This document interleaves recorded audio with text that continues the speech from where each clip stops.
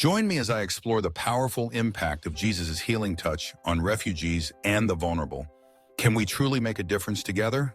In a world marked by the movement of millions, families crossing borders, seeking shelter from war, persecution, and poverty, the plight of refugees and the vulnerable stands as one of the most pressing challenges of our time.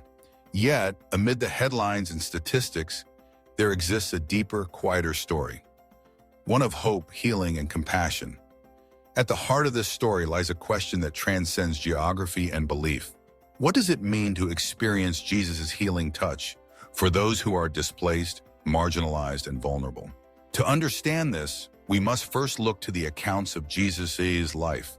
Stories of a man who walked among the outcasts, who dined with the rejected, who reached out to touch the untouchable. The Gospels are alive with moments when Jesus offered not just physical healing, but restoration of dignity and belonging. He healed lepers, restored sight to the blind, and even raised the dead. But his miracles always carried a deeper message.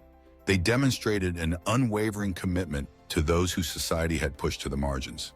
Imagine for a moment the refugee child separated from home, clutching the hand of a parent as they journey into the unknown. Or the elderly woman, her memories of home fading as she waits in a camp, hoping for news of her loved ones. In these faces, we see echoes of the very people Jesus sought out: the lost, the lonely, the desperate. His healing touch was not reserved for the powerful or the privileged, but for those most in need of hope. When Jesus healed, he often began not with the body, but with the soul. To the paralyzed man lowered through the roof by his friends, Jesus said, "Your sins are forgiven," before commanding him to rise and walk. To the woman who had been bleeding for 12 years, he called her daughter, affirming her worth before acknowledging her faith had made her well. With every touch, every word, Jesus restored not just health, but a sense of identity and purpose. For refugees and the vulnerable, the wounds are often invisible. The trauma of displacement, the ache of loss, the daily uncertainty, these are burdens that weigh heavily on the spirit. The healing touch of Jesus speaks to these wounds, offering comfort that surpasses understanding. It is a reminder that no matter how far one has traveled or how alone one may feel, they are seen and loved. But what does this healing look like today? It may not always come in the form of miraculous cures or instant solutions. Sometimes it arrives in the quiet acts of kindness from strangers, a volunteer handing out warm meals at a shelter, a neighbor offering a listening ear, a church opening its doors to those in need. Each gesture is a reflection of the compassion that Jesus embodied, a reminder that healing is found not just in the absence of pain, but in the presence of love. Communities of faith around the world have long drawn inspiration from Jesus' example, mobilizing to meet the needs of refugees and the vulnerable. In camps and cities, on borders and in neighborhoods, people of all backgrounds have come together to provide food, shelter, education, and medical care. These efforts are not merely acts of charity, but manifestations of a deeper calling to recognize the image of God in every person, regardless of where they come from or what they have endured. The story of the Good Samaritan, and told by Jesus, offers a powerful lesson. When a man is beaten and left for dead on the side of the road, it is not the religious leaders who stop to help, but a foreigner, a Samaritan, despised by many in that society. The Samaritan binds the man's wounds, carries him to safety, and makes sure he is cared for.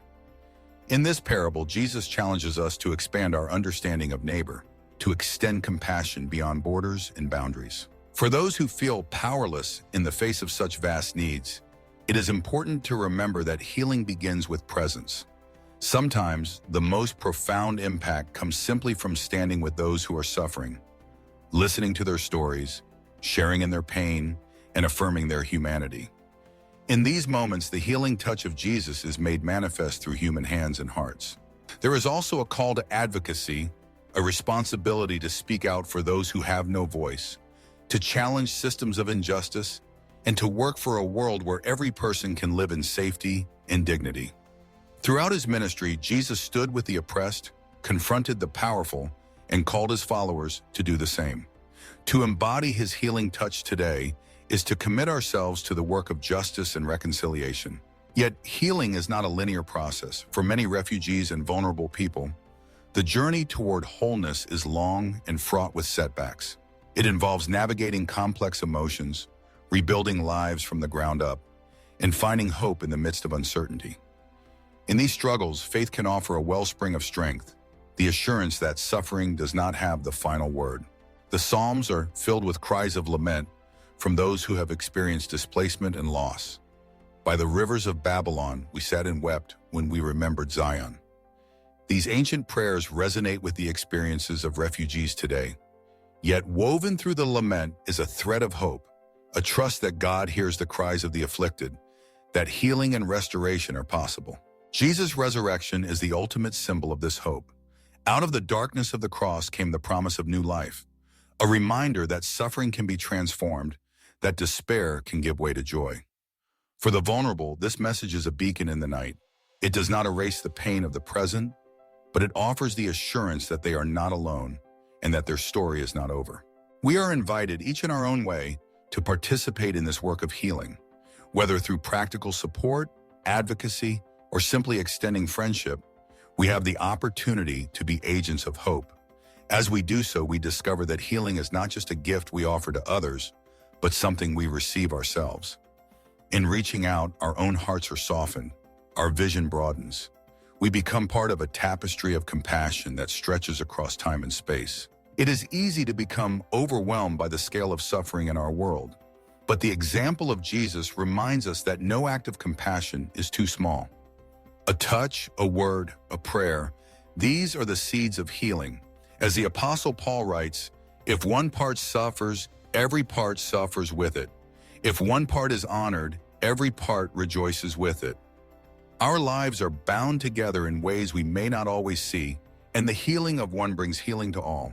In the end, the healing touch of Jesus is not confined to the pages of ancient texts. It lives on in the hearts of those who dare to hope, to care, to reach across divides. It is found in the resilience of refugees who rebuild their lives, in the courage of the vulnerable who refuse to give up, and in the solidarity of communities that welcome the stranger. May we too be bearers of this healing touch, agents of grace in a hurting world. Let us remember that every person, no matter their journey, is beloved.